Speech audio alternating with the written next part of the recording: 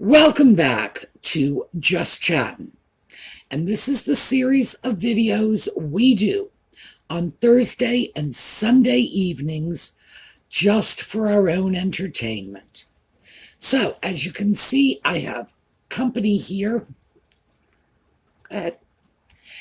It's been raining for 3 days, and he's bored and unhappy, and he would like me to stop the rain and play with him and whatever else he wants. He's been doing that Lassie thing, comes up, sits at my feet and screams, Timmy's in the well, follow me.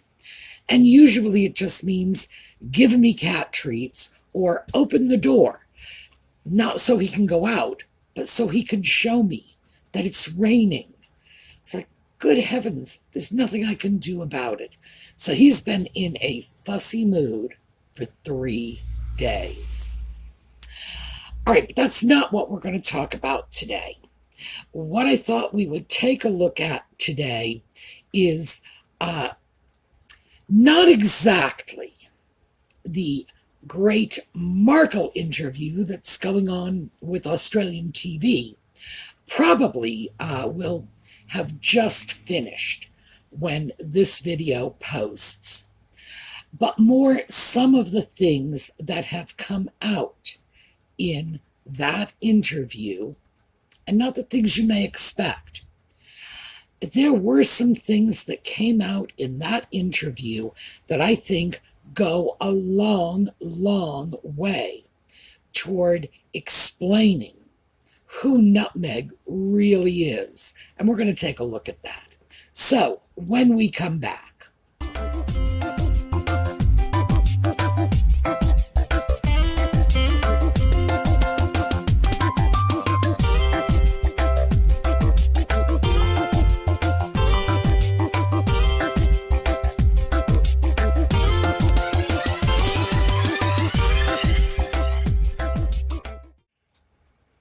So, what has come out from this interview?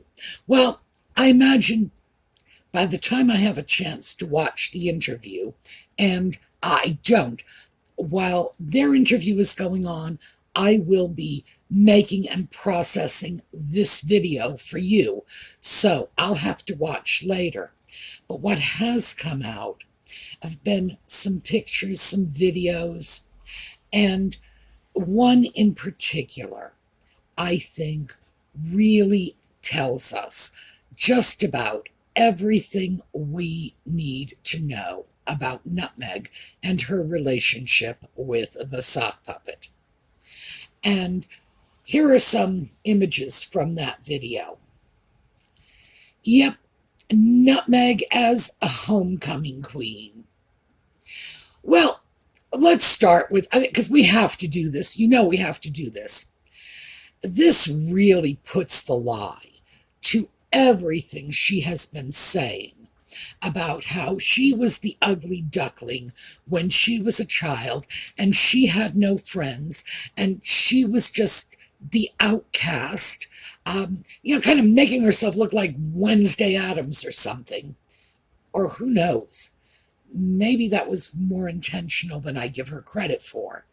But she was just, the smart, quiet one who did all of those activities and got involved with all of those clubs just because she didn't want to have to sit alone in the cafeteria. Oh, poor little her. Oh, really? Homecoming queen? I just don't see how that meshes because, let's face it, the homecoming queen is generally one of the most popular girls in school.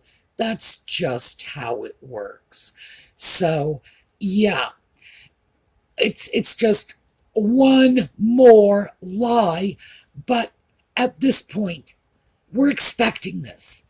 At this point, I don't think anybody can listen to a word this woman says without walking away humming to themselves, ooh, liar, liar, pants on fire. But yeah, she did. Nevertheless, what we have here is an image of Nutmeg living out one of her great fantasies. And if you watch the video, oh, she is just in her glory, riding around in a convertible, waving to all of her devoted fans. This, however, was not the birth of this fantasy. This is a fantasy Nutmeg had been nursing pretty much for her entire life.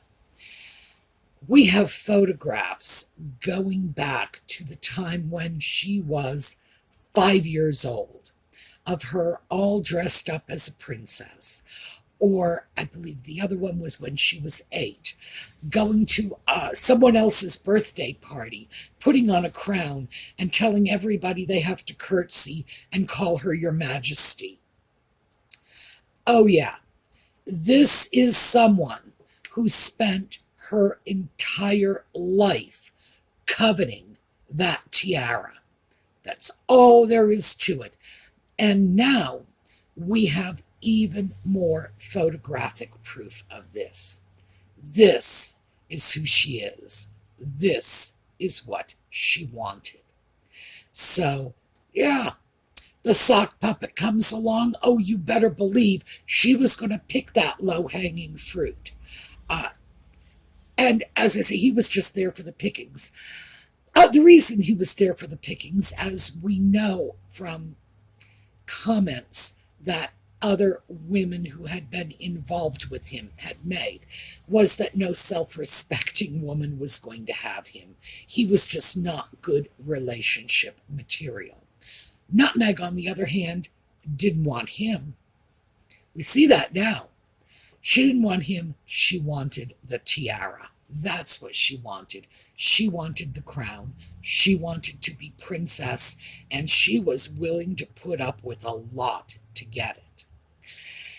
And that brings me to another point, which is why it is that this woman drives everybody so crazy. Because, people will periodically ask me this, why do you hate her? What do you have against her? And the truth is, I don't hate her. I have nothing against her in any personal way. I have never met her. And I've said this before, I will say it again. I am quite certain if I ever did meet her, and if she felt it was worth her while to court my goodwill, I'm sure I would just love her, because whenever she lays on the charm for anyone, they're just like gaga over her, because apparently she can be very charming when she wants to be. For her, it is a skill set. It's like how to get what you want 101. Smile at people and they'll give you stuff. It's the way it goes. But the fact that we can now see, with the passage of time, the extent to which she schemed and plotted and connived to get that position in the royal family without any regard for any of the people in that family, because she may think of it as an institution, but for the people involved, it is a family. It's not to her.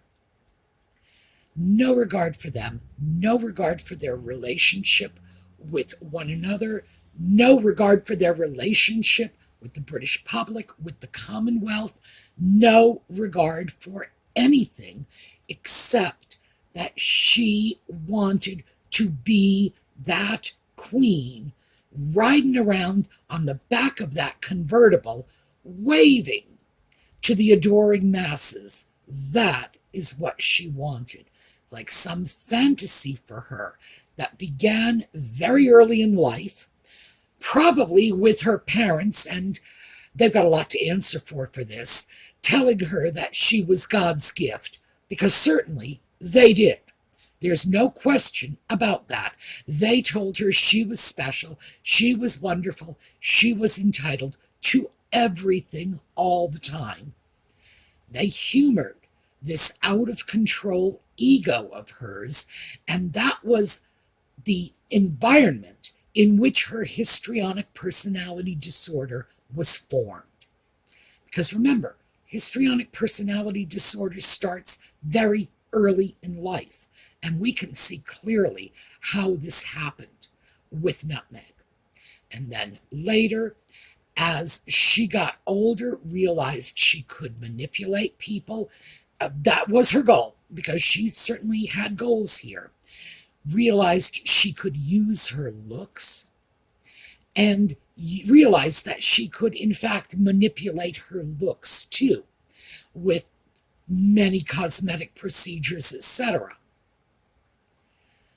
What we eventually ended up with was an adult with a goal, and the tenacity and investment in this goal to do whatever it took to achieve it. And that's very scary, because although we may sit back and think, oh, well, a lot of us will do whatever it takes to achieve our goals, very few of us will go as far as she did. So why is she so irritating to so many of us? Because some of us are able to look at this and see the plan, and see that this was a scheme from the beginning, from, in fact, an early point in her life. If it had not been the sock puppet, it would have been someone else.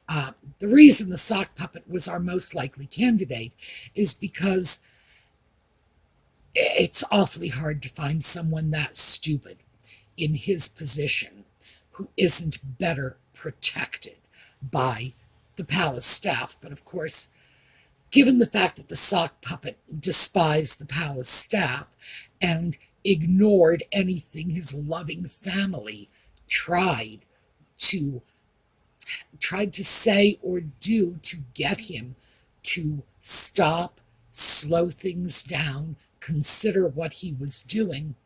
No, she lucked onto just the right amount of truly stupid, rebellious, and self-willed when she found the sock puppet, and she ran with it. My goodness, she ran with it. But that's the thing.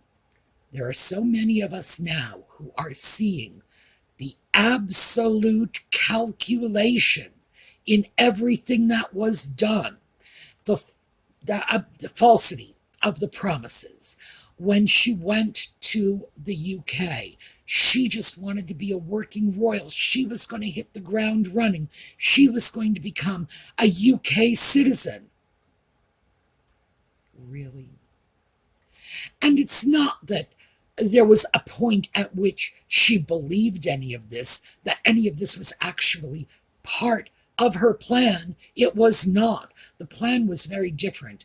And how do we know this? Well, she never moved her things out of Canada, did she? And she never cut her relationship with her Hollywood agents back in California, did she? No, she did not. She never intended to make a life for herself in the UK. That wasn't going to happen. All she wanted was the idiot prince, because that was the price she had to pay to get that crown and get that status. Couple little rugrats, and Lord knows, there's probably a ton of stories that go along with this. We're not going to get into that now. You already know my thoughts on this. I will believe it when I see the proof, because she's a liar, so we can't trust her. Really, even things like whether or not she was popular in high school, she will lie about. And of course, the new videos, yep, just one more lie has been uncovered.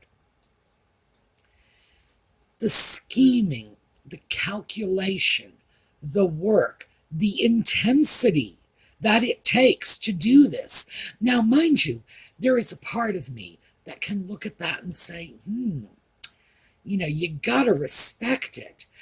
But no, no. In the final analysis, no, you don't. Anybody who has the drive that is necessary to overcome normal human decency, normal moral considerations, the normal caring one might have for the family one has married into. It's hard to respect that, because that's not drive, that's not perseverance, that's obsession. And I think that's what we're seeing at this point. A little girl who got obsessed with having a crown and growing up and becoming a princess. And later, as she's becoming an adolescent, moving toward adulthood, still it's the same. It's the same little girl wanting that crown, wanting that approval from everyone. Just in the car waving to the folks, oh, they all love me. That's what we're seeing. We're seeing an obsession that takes no account of anything else. People, emotions, decency. My goodness, she's even gone so far as to jeopardize the relationship between Great Britain, the royal family, and the Commonwealth by screaming colonialism, racism. Oh, but we're backing away from that now. No, they never said the royal family was racist. Oh, sorry, no. What would you call colonialism 2.0? That's what I would call racism. What we see here is someone who had a plan. And the plan may have changed over time, but that plan was there. And that plan was probably there from very, very early in her life. Little child watching the funeral of Princess Diana. Was it Harry she targeted at that time, or was it William? Well, I'm betting it was William in those days. But, hey, why not? Again, low-hanging fruit. Harry was the easier catch. So that's what we are seeing. And the thing is, we all know that. But it's so hard to articulate. It's like when somebody comes to you and says, what is it that's so awful? It's like, this is a person who went through life like a freaking Sherman tank until she finally hit the royal family, grabbed that prince, kept on going, leaving tank tracks all over the backs of everyone whose path she crossed in the meanwhile. And now we are seeing it.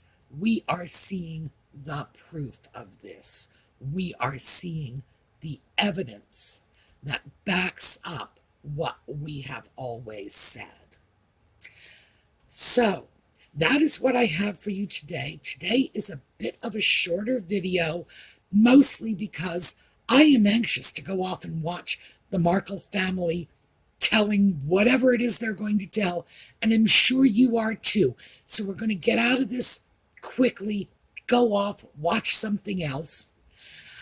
When we come back, next time it'll be Thursday, I have something different for you. And it's something I've been working on. This was sent to me by a viewer who said, will you look into this? And my first thought was, yikes, I'm not sure I want to touch this. But I've reconsidered, and I am going to take a look at it. So we got something special coming Thursday. So, meantime, we are going to sign off, go take a look at the Markle family having their say, and we will get back next week We're going to take a look at a slideshow on the way out. And in the meantime, have a terrific week. And we'll see you soon.